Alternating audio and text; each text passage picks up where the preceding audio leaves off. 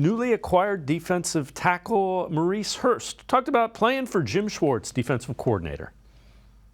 Yeah, I'm excited just being under Jim Schwartz's mentee and Chris Kosarek. Even though I didn't play many games at San Francisco, I had a lot of success rushing throughout practice and my years at the Raiders. So, just really excited to get back in there and get going and get moving and,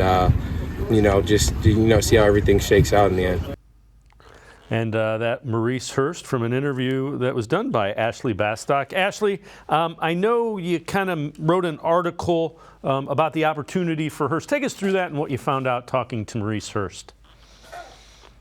Yeah, so Maurice Hurst has been one of the more, I think, underrated but interesting acquisitions that the Browns have had this offseason, because I think kind of quietly they've sort of had a mini overhaul. I don't even know if I want to use that word so strongly of the defensive line, but they've, especially in the interior defensive line, they've added guys to create competition. And I think he's been so interesting to me because knowing when he's healthy, he's a really good interior rusher.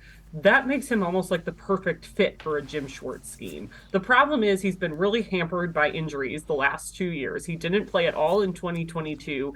He tore his bicep, and he told me that was so frustrating for him because he had gone through having lower body injuries, and he finally felt really good with where his rehab had gone and all the strengthening he did, and then all of a sudden in practice he gets a freak upper body injury. The year before that he had ankle injuries, calf injuries. He only played in 2 games, as he mentioned, in San Francisco in each of those 2 years. So really what I thought was interesting was, even though he's new, though, as he mentioned, he played for Chris Kosarek, the D-line coach with the 49ers, who was actually Jim Schwartz's D-line coach for, I think, like 4 of his years as the Lions head coach back in the late aughts and early, like 2011, 2012, 2013, that range. So they basically had similar instructions in San Francisco that he got to play under. And even though he didn't get to play a ton, he said he still soaked up a lot of understanding about that system.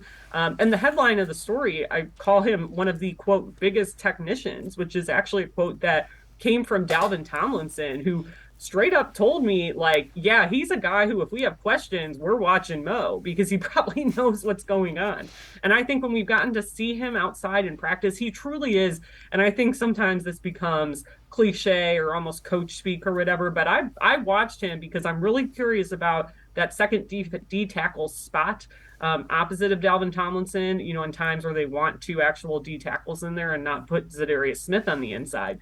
And there were times in OTAs that Mo Hurst was running with the first team. And I think in large part, that's because of his understanding and, that whole Jim Schwartz philosophy of wanting these guys inside to be Ferraris and not dump trucks. I think he does have a chance at a career resurgence year here. Of course, I think he has to stay healthy. He has to keep working. But like he told me, he's like, when you almost have the game taken away from you 2 years in a row, like, you aren't going to take any reps off. And we've already gotten to see that. So I just think overall he's a really interesting guy. He's a great locker room guy. I've heard that from people who knew him during his time in college at Michigan as well. And I'm really intrigued by him and what kind of role he might play, because I definitely think he is way more than a camp body. Oh, yeah. I think he's a guy that has, a high reward ceiling without question.